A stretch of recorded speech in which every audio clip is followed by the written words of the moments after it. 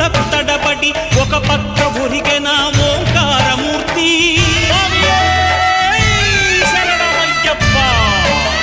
స్వాములందరూ తనకు సాయము కాగా ధీమంతుడై లేచె ఆ కన్య స్వామి.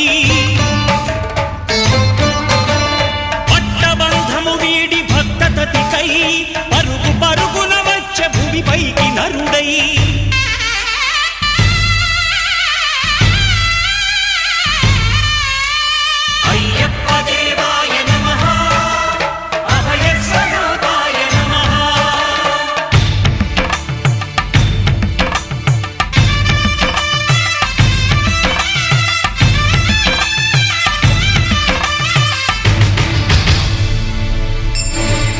ఘోరకీకారణ్య సంసార యాత్రికుల శరణు ఘోషలు విని రోజు శబరీష.